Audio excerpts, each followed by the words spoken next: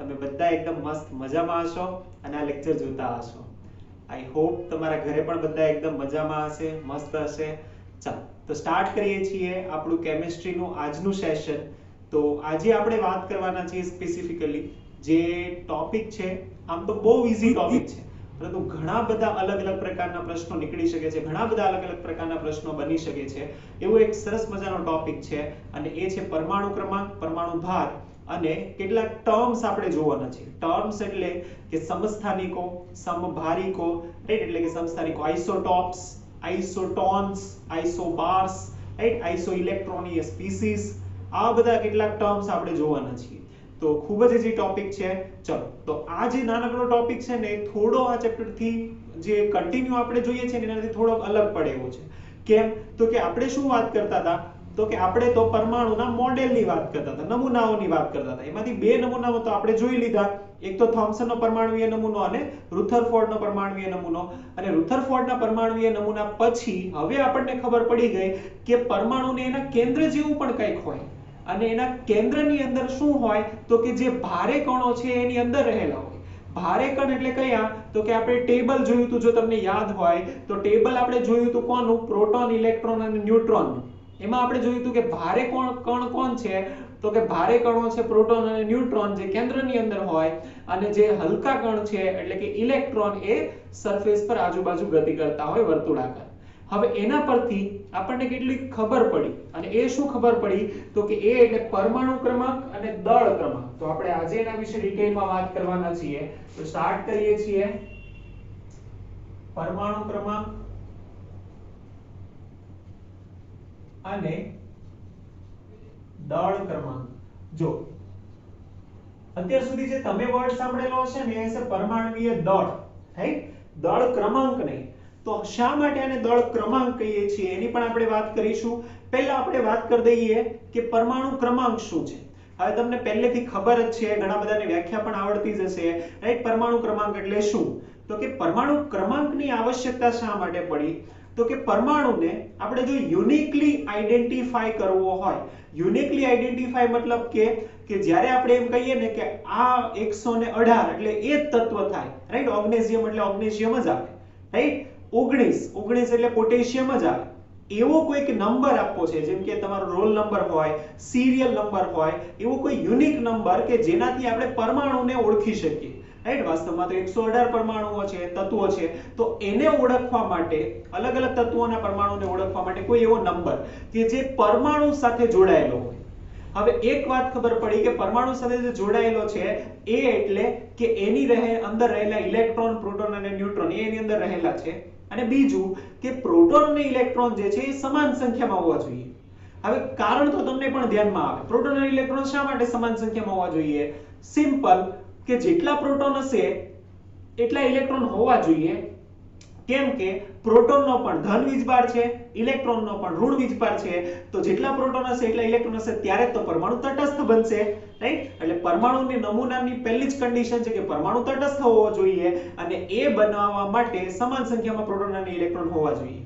બીજી આપણને એ પણ ખબર પડી કે પ્રોટોન અને ઇલેક્ટ્રોન જે છે એ લિનિયરલી વધતા જાય છે. જેમ કે આપણે કહીએ કે પ્રોટોન જે છે એ હાઇડ્રોજનમાં 1 છે, પછી હિલિયમમાં 2, રાઈટ, લિથિયમમાં 3, એમ લિનિયરલી વધતા જાય છે. 1 2 3 એવી રીતે લિનિયરલી વધતા જાય છે. અને એમાં એવું નથી કે વચ્ચે 1 પછી ડાયરેક્ટ 4 પછી 3 એવી રીતે ના આવે, રાઈટ, કન્ટિન્યુ છે. એનો મતલબ એવો થયો કે પરમાણુને એના પ્રોટોન અથવા તો ઇલેક્ટ્રોનની સંખ્યાના આધારે આઈડેન્ટિફાય કરી શકાય, ઓળખી શકાય. એના માટે આપણે એને કીધું પરમાણુય ક્રમાંક.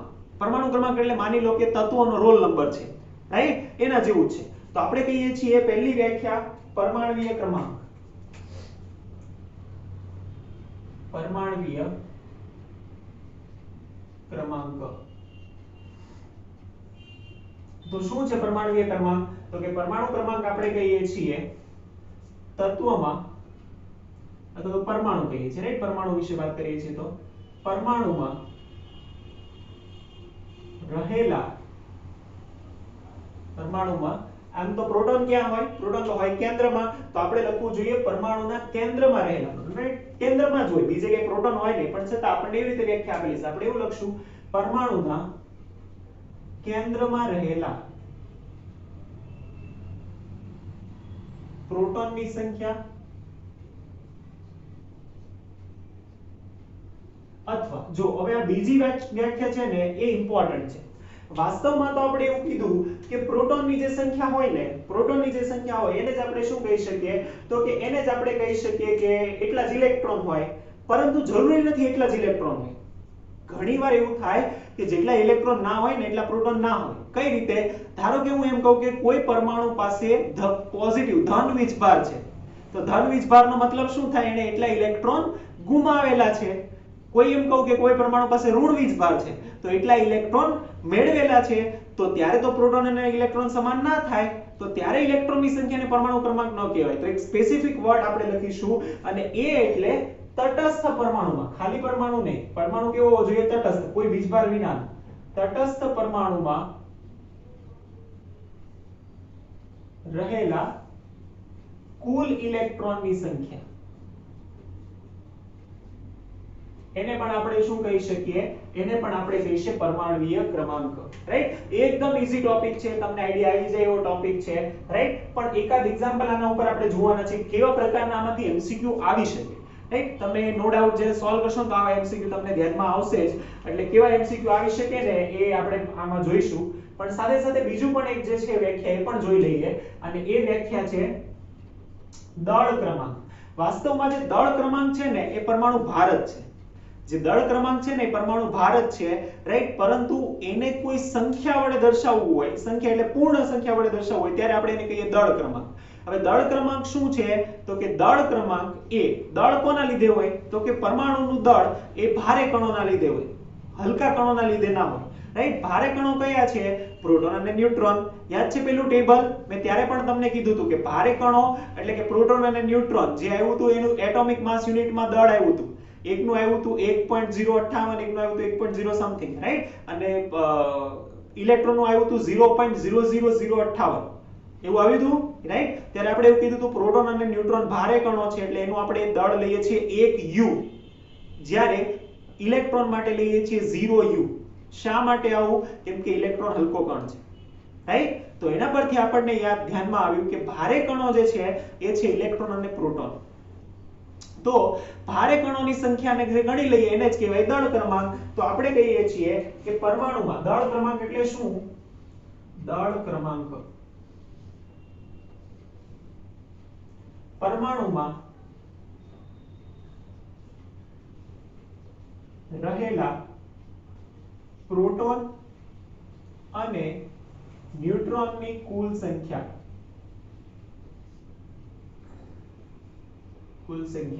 In short proton plus neutron, આને કહેવાય પરમાણુ ક્રમાંક. ફાઇન? ચાલો, તો આ આપણે જોયું દળ ક્રમાંક, પરમાણુ ક્રમાંક. હવે આપણે એની જોવાના છીએ સંજ્ઞા, કે એને દર્શાવાય કઈ રીતે. ખૂબ જ અગત્યનું છે. આમ તો જોઈએ ને તો ઘણીવાર ઘણી બધી અલગ અલગ મેથડ થી દર્શાવે છે, પરંતુ જે કોમન મેથડ આપણને આપેલી છે એ આપણે જોઈ લઈએ. રાઈટ? ઘણી બધી અલગ મેથડ થી દર્શાવાય છે. પરમાણુ ક્રમાંકની જે સંજ્ઞા છે, સંજ્ઞા એને કઈ સંજ્ઞા વડે દર્શાવાય? તો પરમાણુ ક્રમાંક અથવા તો એટોમિક નંબર એને આપણે Z વડે દર્શાવીશું. Z, capital Z. રાઈટ? અને દળ ક્રમાંક એને આપણે કેપિટલ A વડે દર્શાવીશું. Capital A, capital Z. Fine? હવે ધારો કે કોઈ પરમાણુને આપણે દર્શાવવો છે, તો પરમાણુને કઈ રીતે દર્શાવાય? તો પરમાણુને દર્શાવવા માટેની આવી પદ્ધતિ છે.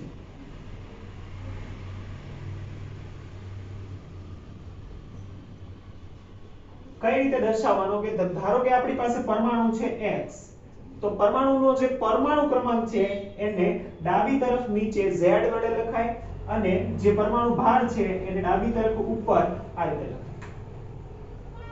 રાઈટ? તો આ થયું Z, આ થયું A. અહીંયા એનો લખાય ચાર્જ ઉપરની સાઈડ. તો આ રીતે આપણે લખી શકીએ. કેટલીક વાર અહીંયા પણ પરમાણુ ક્રમાંકને દર્શાવવામાં આવે છે. રાઈટ? બંને સાચું છે, પણ આપણને ટેક્સ્ટ બુકમાં આપેલું છે, આપણે આ યાદ રાખીશું કે ઉપરની તરફ પરમાણુ ભાર અથવા તો દળ ક્રમાંક અને નીચેની તરફ પરમાણુ ક્રમાંકને દર્શાવવામાં આવે છે. આ શા માટે ઇમ્પોર્ટન્ટ છે? કેમ કે જો હમણાં હું તમને ઉદાહરણ આપીશ ને, દાખલો આપીશ ને, તો હું ડાયરેક્ટ આમ લખીશ. જેમ કે યુરેનિયમ 92 238.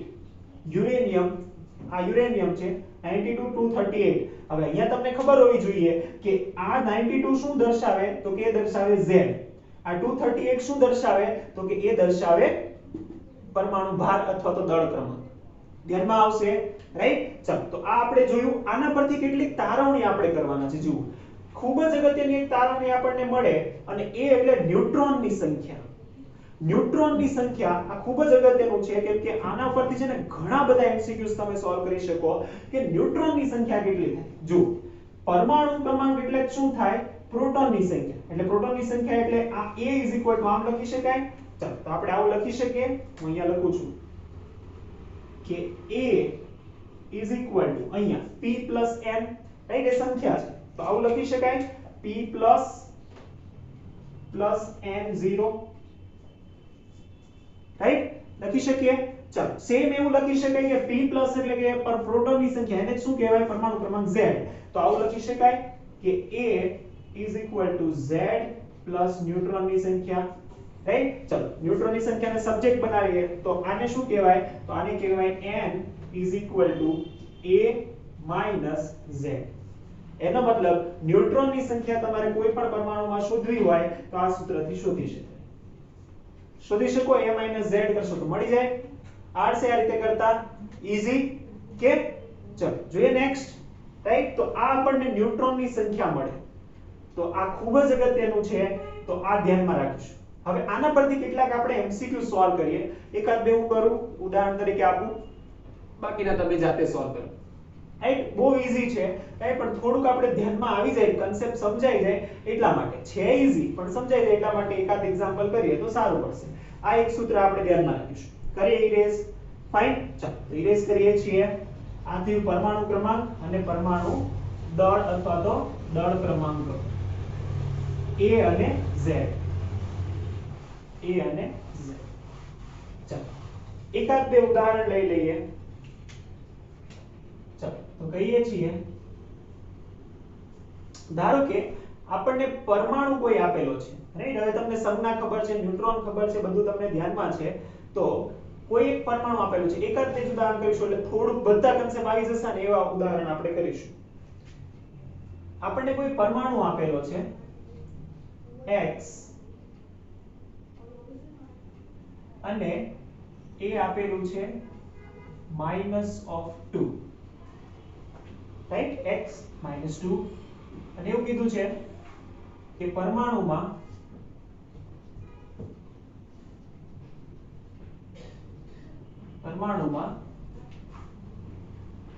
તેનો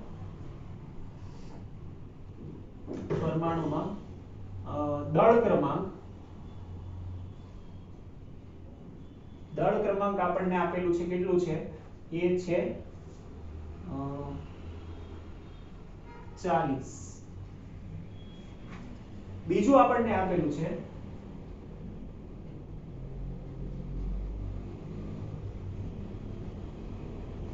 પરમાણુમાં ઇલેક્ટ્રોનની સંખ્યા કેટલી છે તો કે ઇલેક્ટ્રોનની સંખ્યા છે 80 તો પૂછેલું છે therefore પરમાણુમાં ન્યુટ્રોનની સંખ્યા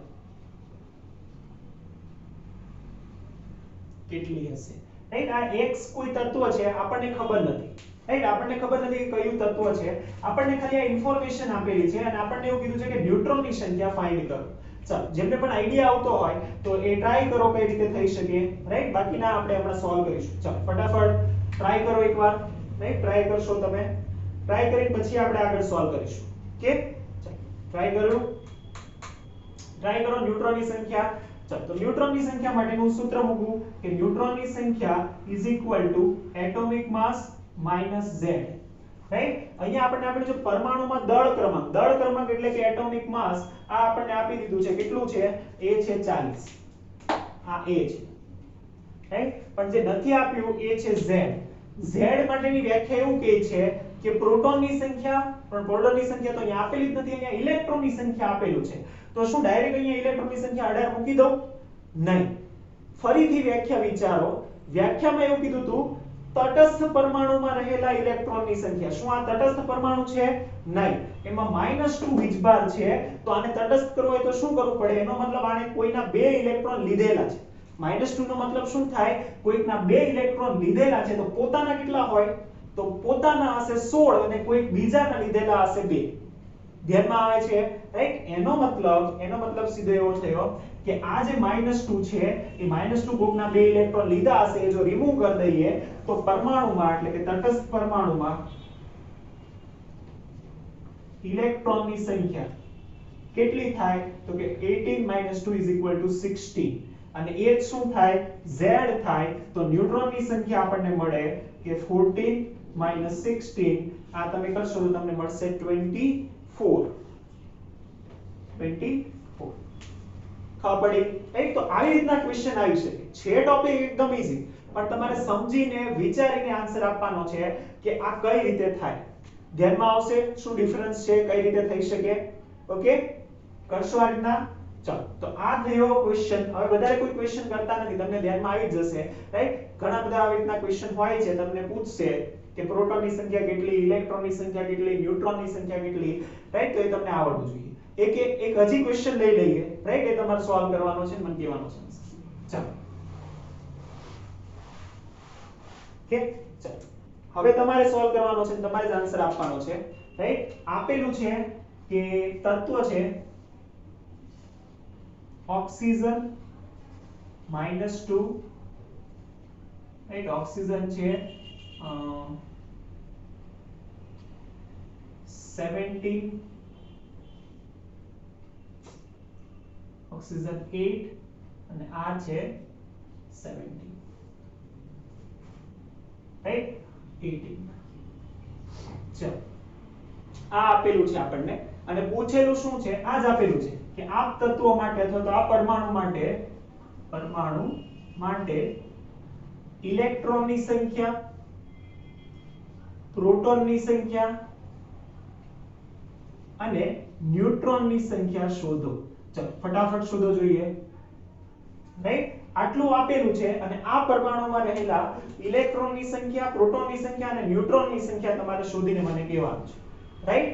શોધી શકો તમે જાતે? હા, ટ્રાય કરો અત્યારે ફટાફટ અને મને કહો, રાઈટ? આ ત્રણની સંખ્યા શોધવાની છે. આવો એક ક્વેશ્ચન આપણને આપેલો છે. ઓકે, ચલો ટ્રાય કરો ફટાફટ. શું આવે છે? જો આ રીતના જે ક્વેશ્ચન છે ને, ઘણા બધા આવા ઈઝી ક્વેશ્ચન જેડબલ નીટ માં પણ પૂછાયેલા છે. પ્રીવિયસ યર તમે ક્વેશ્ચન ચેક કરશો તો તમને આઈડિયા આવશે કે આવી જ રીતના ક્વેશ્ચન હોય છે, રાઈટ? એટલે વધારે કંઈ ફેરવેલું નથી, પણ થોડું ટ્વિસ્ટ કરેલું છે. હવે જુઓ, શરૂઆત ક્યાંથી કરવાની? તો કે પહેલી શરૂઆત થાય કે આ છે શું? તો કે આ હોય Z, રાઈટ? આ છે શું? તો કે આ છે એટોમિક નંબર. આન્સર આવી ગયો છે. ઘણા બધાને આઈડિયા આવી ગયો હશે, પણ થોડી ઘણી મિસ્ટેક થાય છે, જોઈ લો એકવાર, રાઈટ? ચાલો, તો આપણે કહીએ છીએ આ છે એટોમિક નંબર, આ છે દળ ક્રમાંક અને આ છે એટોમિક નંબર એટલે કે પરમાણુ ક્રમાંક. પરમાણુ ક્રમાંક હોય એ કોના બરાબર હોય? તો કે પ્રોટોનની સંખ્યા બરાબર હોય. એટલે પ્રોટોનની સંખ્યા જે છે એ પહેલા આપણને મળી જાય. કેટલી મળે? તો કે પ્રોટોનની સંખ્યા હોય 8.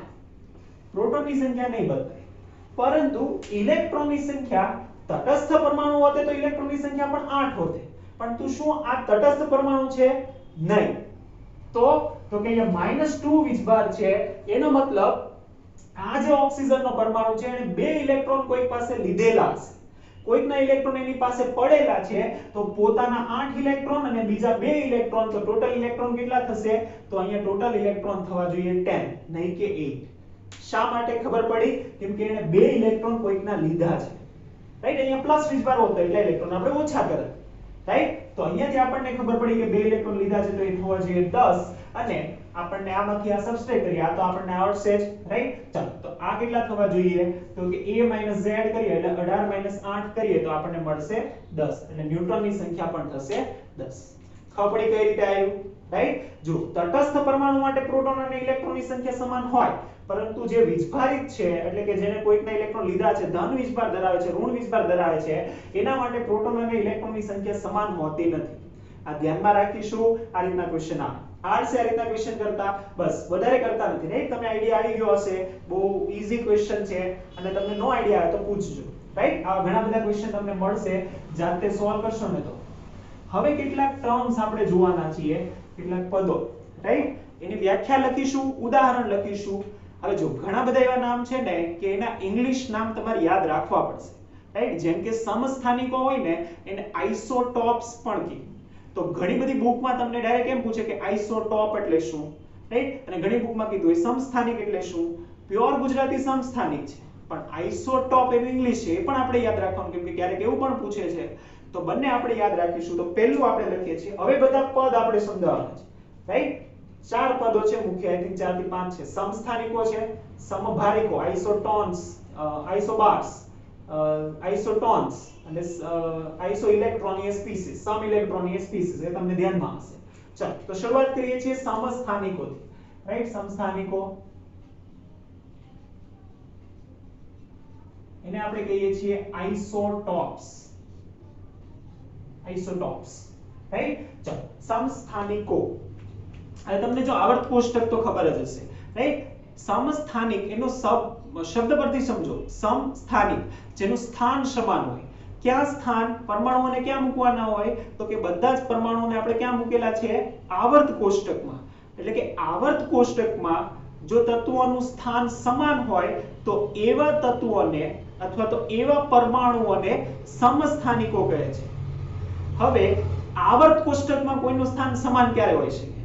રાઈટ? આવર્ત કોષ્ટકમાં કોઈને એક જ સ્થાન પર ક્યારે બેસાડી શકીએ? તો કે આપણે જે આધુનિક આવર્ત કોષ્ટક કહીએ છીએ એની એક કન્ડિશન છે કે એમાં જે પોઝિશન છે ને એ કોના આધારે આપણે નક્કી કરેલી છે? પરમાણુ ક્રમાંકના આધારે. એનો મતલબ પરમાણુ ક્રમાંક સમાન હોય ને તો જ એક જ સ્થાને બેસાડી શકે, રાઈટ? એટલે સમસ્થાનિકનો મતલબ શું થાય? આવર્ત કોષ્ટકમાં એમના સ્થાન સમાન હોય એવા પરમાણુઓને કહેવાય સમસ્થાનિકો અથવા તો આઇસોટોપ્સ. પરંતુ આપણે શું લખીશું? એને જ કહીશું કે જેના પરમાણુ ક્રમાંક સમાન હોય, પરમાણુ ક્રમાંક સમાન હોય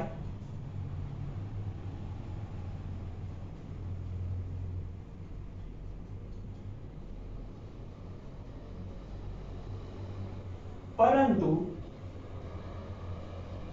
પરમાણુ ભાર જુદા જુદા હોય,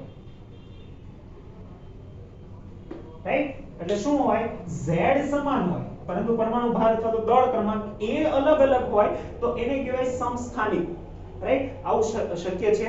આ શક્ય છે જ ને, હું કામ ન હોય? તો કે સપોઝ પરમાણુ ક્રમાંક કોને કહેવાય? તો કે પરમાણુ ક્રમાંક એટલે કે તટસ્થ પરમાણુ, અને ધારો કે બધા તટસ્થ છે તો એની અંદર પ્રોટોન અને ઇલેક્ટ્રોનની સંખ્યા. હવે પ્રોટોન અને ઇલેક્ટ્રોન તો સમાન હશે, તો પરમાણુ ભાર અલગ કરવો હોય તો શું બદલવું પડે? શું બદલવું પડે? Yes, exactly. પરમાણુ ભાર બદલવા માટે એનો ન્યુટ્રોનની સંખ્યા બદલવી પડે. એટલે કે સમસ્થાનિકોમાં પ્રોટોન પણ સમાન હોય, ઇલેક્ટ્રોન પણ સમાન હોય, પરંતુ એની અંદર ન્યુટ્રોનની સંખ્યા જુદી જુદી હોય. આપણે ઉદાહરણ લઈશું તો ધ્યાનમાં આવશે. એનું ઉદાહરણ લખીએ છીએ, રાઈટ? જેમ કે આપણે કહીએ છીએ નાઇટ્રોજન. નાઇટ્રોજનના બે સમસ્થાનિકો, રાઈટ? નાઇટ્રોજન 7 14 અને નાઇટ્રોજન 15, રાઈટ? સેમ કહીએ છીએ ઓક્સિજન, ક્લોરીન લઈ લઈએ. ક્લોરીન 17, એક છે 35 અને એક છે ક્લોરીન 1738. Uranium, right? યુરેનિયમ 92. તો યુરેનિયમ 92 236 238. જો આ બધા જ એવા તત્વો છે કે જે બધાના પરમાણુ ક્રમાંક સમાન છે. પરમાણુ ક્રમાંક આ બંનેનો 7 છે પરંતુ પરમાણુ ભાર અલગ છે, તો એવા તત્વોને આપણે કહીશું સમસ્થાનિકો, રાઈટ? ચાલો તો આમાં શું સમાન હોય? તો કે પ્રોટોન પણ સમાન હોય, ઇલેક્ટ્રોન પણ સમાન હોય, પરંતુ ન્યુટ્રોન જુદા જુદા હોય, રાઈટ? ધ્યાનમાં આવશે આ. પ્રોટોન સમાન, ઇલેક્ટ્રોન સમાન, ન્યુટ્રોન જુદા જુદા હોય, પરમાણુ ક્રમાંક સમાન અને પરમાણુ ભાર જુદા જુદા હોય તો એને કહેવાય સમસ્થાનિકો. પહેલું આપણો આજનો ટર્મ છે તો પહેલી આપણી જે છે એ.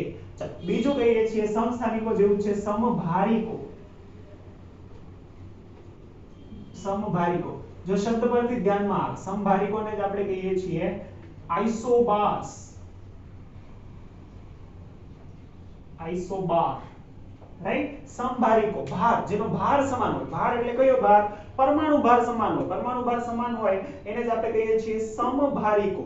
એવા તત્વો અથવા તો એવા સંયોજનો કે જેના પરમાણ્વીય ભાર સમાન હોય અને પરમાણુ ક્રમાંક જુદા જુદા હોય, રાઈટ, ભાર સમાન ક્રમાંક જુદા જુદા, તો એને આપણે શું કહી શકીએ? યસ ઓફ કોર્સ, એને આપણે કહી શકીએ સમભારિકો. આવું શક્ય છે? હા, કેમ નથી? ચાલો ઉદાહરણ જોઈએ તો ધ્યાનમાં આવશે. જેમ કે આપણે કહીએ છીએ નાઇટ્રોજન 740 રાઈટ, અને કાર્બન 640 રાઈટ, કાર્બન 40. તો એનો મતલબ જો નાઇટ્રોજન અને કાર્બન, આ કાર્બનનો એક સમસ્થાનિક છે. જો કાર્બનના પણ લખી શકીએ કાર્બન 12 અને કાર્બન 14 રાઈટ, કાર્બનના પણ સમસ્થાનિક છે. એમાંનો એક છે કાર્બન 14 જે રેડિયોએક્ટિવ હોય રાઈટ. કાર્બન જે છે એ કાર્બનની અંદર પરમાણુય ભાર કેટલો છે? 14. નાઇટ્રોજનની અંદર પણ પરમાણુય ભાર છે 14, અને એની અંદર આ બંનેની અંદર પરમાણુ ભાર સમાન છે, પરમાણુ ક્રમાંક જુદા જુદા છે. તો આને આપણે શું કહી શકીએ? આને આપણે કહી શકીએ આઇસોબાર્સ અથવા તો સમભારિકો રાઈટ. બીજું એક ઉદાહરણ આપણે લઈએ. કોનું ઉદાહરણ લઈશું? યસ, બીજું એક છે એ છે આર્ગન 18 40, અને કેલ્શિયમ 20 રાઈટ. પરમાણુ ભાર સમાન, પરમાણુ ક્રમાંક જુદા જુદા, એને કહેવાય સમભારિક. ડેફિનેશન રહી ગઈ, ડેફિનેશન આપણે લખી દઈએ. ચાલો, પરમાણુ ક્રમાંક જુદા જુદા હોય પરંતુ પરમાણુ ભાર સમાન હોય તો તેને આપણે શું કહીએ છીએ? સમભારિકો અથવા તો આઇસોબાર્સ રાઈટ. ધ્યાનમાં આવશે. જો આ બે મોસ્ટ ઇમ્પોર્ટન્ટ છે. ચાલો બીજું આપણે એ પણ ચેક કરીએ કે આમાં ઇલેક્ટ્રોન, પ્રોટોન અને ન્યુટ્રોનની સંખ્યા. ચાલો તો કે પ્રોટોન તો અલગ જ હશે, કેમ કે જો પરમાણુ ક્રમાંક અલગ અલગ છે, પરમાણુ ક્રમાંક અલગ અલગ છે તો ઇલેક્ટ્રોન પણ જુદા જુદા હશે. ચાલો ન્યુટ્રોન ચેક કરીએ છીએ. ન્યુટ્રોન ચેક કરો. 7 - 14 6 - 14, તો એનો મતલબ પ્રોટોન, ઇલેક્ટ્રોન અને ન્યુટ્રોન આ ત્રણેની સંખ્યા આમાં અલગ અલગ હશે. પ્રોટોન, ઇલેક્ટ્રોન અને ન્યુટ્રોન ત્રણની સંખ્યા કેવી હશે? આમાં અલગ અલગ હશે. કોના માટે? સમભારિકો માટે. ચેક કરી લો રાઈટ જાતે, ધ્યાનમાં આવશે. ઈઝી. તો આ થયું સમભારિકો, સમસ્થાનિકો, સમભારિકો. અને પછી આપણે કહીએ છીએ જો આમાં શું હતું? પરમાણુ ક્રમાંક સમાન હતો. આમાં આપણે કીધું સમભારિકો, પરમાણુ ભાર સમાન હતો અથવા તો પરમાણુય દળ સમાન હતું. ત્રીજું આપણે કહીએ છીએ, આઈ થિંક આ તમે ભણી ગયા છો, આઇસો ઇલેક્ટ્રોનીય સ્પીસીસ અથવા તો સમ ઇલેક્ટ્રોનીય સ્પીસીસ રાઈટ. સમ ઇલેક્ટ્રોનીય સ્પીસીસ, સમ ઇલેક્ટ્રોનીય સ્પીસીસ અથવા તો આઇસો ઇલેક્ટ્રોનીય સ્પીસીસ રાઈટ. ચાલો સમ ઇલેક્ટ્રોનીય સ્પીસીસ કહીએ છીએ. સમ ઇલેક્ટ્રોનીય એટલે કે જેમાં ઇલેક્ટ્રોનની સંખ્યા સમાન હોય રાઈટ. ઇલેક્ટ્રોન સમાન ન હોય, બાકી બધું જે હોય રાઈટ, ઇલેક્ટ્રોનની સંખ્યા સમાન હોય. ઇલેક્ટ્રોનની સંખ્યા સમાન રાઈટ. જો હવે આ જે છે ને એ સ્પીસીસ છે, પરમાણુ નથી. સ્પીસીસ લખું છું ને એનો મતલબ એ પરમાણુ પણ હોઈ શકે, આયન પણ હોઈ શકે, કોઈ સંયોજન પણ હોઈ શકે, કોઈ પણ વસ્તુ હોઈ શકે રાઈટ. એટલે જ્યારે ઇલેક્ટ્રોનીય સ્પીસીસ લખું ને તો એનો મતલબ શું થાય? તો કે એનો મતલબ થશે કે એ સ્પીસીસ મતલબ આયન પણ હોઈ શકે, પરમાણુ પણ હોઈ શકે, અણુ પણ હોઈ શકે રાઈટ. ચાલો તો એવા અણુઓ લખીએ છીએ આપણે સમ ઇલેક્ટ્રોનીય સ્પીસીસ. તો એ ઇલેક્ટ્રોનીય સ્પીસીસ જેમ કે આપણે કહીએ છીએ, જે આપણે જોયેલા હોય ક્યાં? તો કે ચેપ્ટર નંબર અગાઉનું જે આપણે ચેપ્ટર જોયું એમાં આપણે જે ચેક કર્યું હતું સમ ઇલેક્ટ્રોનીય સ્પીસીસ. જેમ કે આપણે કહીએ છીએ sodium plus right, magnesium +2, aluminium +3, આ બધા સમ ઇલેક્ટ્રોનીય સ્પીસીસ છે રાઈટ. હવે એ અલગ અલગ આયન પણ હોઈ શકે, અણુ પણ હોઈ શકે, સલ્ફેટ છે, ફોસ્ફેટ છે, નાઇટ્રેટ છે રાઈટ, એ પણ હોઈ શકે. ચાલો તો એ આવી શકે સમ ઇલેક્ટ્રોનીય સ્પીસીસમાં. છેલ્લું હજી એક છે એ પણ આપણે સાથે સાથે જોઈ લઈએ, અને એ છે સમ આઇસોટોનિક. આઇસોટોનિક એટલે કે સમ ન્યુટ્રિનો સ્પીસીસ, ન્યુટ્રોન સમાન હોય રાઈટ, ને એ આપણે કહીએ છીએ. ચાલો આપણે ઇરેઝ કરીએ પછી એ લખીએ છીએ રાઈટ. તો આ ત્રણ જે છે એ ટર્મ્સ થયા, રાઈટ. જો પરમાણુને લગતી જે કેટલીક છે ને વ્યાખ્યાઓ એ આપણે જોઈએ છીએ, અને એમાં છેલ્લું છે એ છે આઇસોટોનિક. આઇસોટોનિક સમ ન્યુટ્રોનીય, સમ ન્યુટ્રોનીય અથવા તો સમ ન્યુટ્રોનની સંખ્યા સમાન, ન્યુટ્રોનની સંખ્યા સમાન, રાઈટ. જો હવે આ તમારે ચેક કરવું પડે. ન્યુટ્રોનની સંખ્યા તમને ચેક કરતા આવડે, દળ ક્રમાંક માઈનસ પરમાણુ ક્રમાંક કરો તો ન્યુટ્રોનની સંખ્યા મળે. તો એ કઈ રીતે ચેક કરશું? ચલો ચેક કરીએ છીએ. તો આપણે કહીએ છીએ ઉદાહરણ લખીએ, જેમ કે આપણે કહીએ phosphorus. Phosphorus, right. Phosphorus 1531, right. પછી કહીએ છીએ સલ્ફર. Sulphur 1632, right. ફોસ્ફરસ અને સલ્ફર ચેક કરો જોઈએ. સિલિકોન. સિલિકોન આપણે કહીએ છીએ આ બંને ચેક કરો જો 31 - 15 અને 32 - 16 બંનેમાં 16 ન્યુટ્રોનની સંખ્યા આવશે. તો આ સમ ન્યુટ્રિનો સ્પીસીસ છે, રાઈટ. એટલે એવી કોઈ સ્પીસીસ અથવા તો પરમાણુ કે જેની અંદર ન્યુટ્રોનની સંખ્યા સમાન હોય તો એને આપણે આઇસોટોનિક કહીએ છીએ. તો આ ચાર પ્રકારના જે અલગ અલગ ટર્મ્સ હતા એ આપણે જોઈએ. હવે અલગ અલગ જગ્યાએ અલગ અલગ પ્રકારના પૂછાય છે, રાઈટ. અત્યારે હું તમને એક લિસ્ટ લખાવું, એમાંથી તમારે જે આઇસોટોનિક સમભારિક, સમસ્થાનિકો અને સમભારિકો આ જે હોય એ તમારે શોધવાના છે, રાઈટ. તો અત્યારે આપણે એક એક્ઝામ્પલ થી આ લેક્ચર પૂરો કરીએ. એક્ઝામ્પલમાં તમારે શું કરવાનું છે? ઓફ કોર્સ હોમવર્કમાં સોલ્વ કરવાનો છે, રાઈટ. તમારે હું જેટલા પણ સ્પીસીસ લખાવું એ બધી સ્પીસીસમાંથી અલગ અલગ આઇસોટોનિક આ ત્રણ વસ્તુઓ ફાઇન્ડ કરવાની છે, રાઈટ. જોડી બનાવવાની છે. આઇસોટોનિક જેટલા હોય એની જોડી બનાવવાની છે. પછી આઇસોટોપ અને આઇસોબાર્સ, રાઈટ. આઇસોટોપ એટલે સમસ્થાનિકો, આઇસોબાર એટલે સમભારિકો. તો આની જોડી બનાવવાની છે,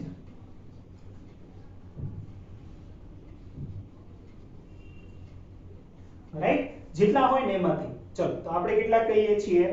તો મેં નોટ ડાઉન કરેલા છે. આપણે પહેલું કહીએ છીએ ઓક્સિજન 8, ઓક્સિજન 16, બીજું છે પોટેશિયમ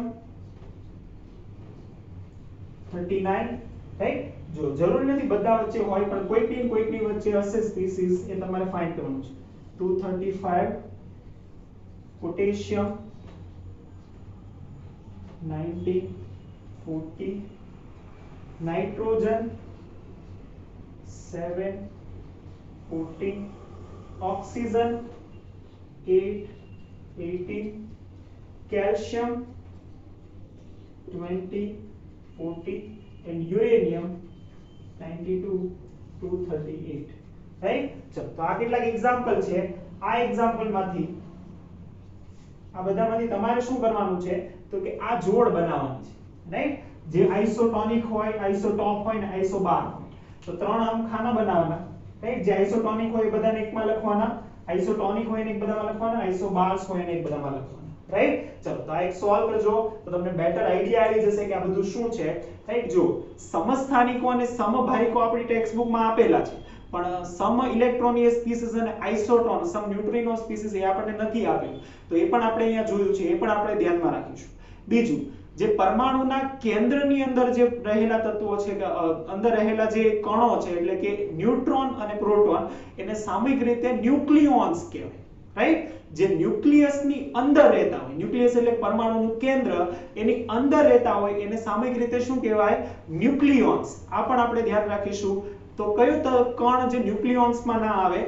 ઇલેક્ટ્રોન ન્યુક્લિયસમાં ના આવે. પ્રોટોન અને ન્યુટ્રોન જ ઇલેક્ટ્રોન્સમાં આવશે, ન્યુક્લિયોન્સમાં આવશે, રાઈટ. તો આ પણ એક ધ્યાનમાં રાખીશું. તો નાની નાની જે વાતો હતો ને ટૂંકમાં આજના જે ટોપિક્સ હતા ને એ બધા ટોપિક એમસીક્યુ માં આવી શકે, રાઈટ. તો એમસીક્યુ ના લેવલની આપણે પ્રિપેરેશન કરીશું આના માટે, એમસીક્યુ સોલ્વ કરીશું આના માટે, રાઈટ. તો એમસીક્યુ લેવલના બધા જે એમસીક્યુ હતા એની મેં તમને હિન્ટ પણ આપી કે કઈ રીતના પૂછાય, રાઈટ. આપણે સોલ્વ પણ કરીએ. આ હોમવર્કમાં તમે સોલ્વ કરશો, રાઈટ. અને નેક્સ્ટ આપણે જે છે સૌથી ઇમ્પોર્ટન્ટ, આ ચેપ્ટરનો સૌથી ઇમ્પોર્ટન્ટ જે ટોપિક કહેવાય ને એટલે કે બોહરનો એટોમિક મોડેલ. તો એ સૌથી ઇમ્પોર્ટન્ટ છે અને હાર્ડ છે. તો એ આપણે નેક્સ્ટ લેક્ચર થી સ્ટાર્ટ કરવાના છીએ, રાઈટ? વેરી ઇઝીલી સ્ટાર્ટ કરીશું. ચાલો, તો ત્યાં સુધી આ જે છે સોલ્વ કરો, પ્રેક્ટિસ કરો, right? Stay safe, take care, thank you.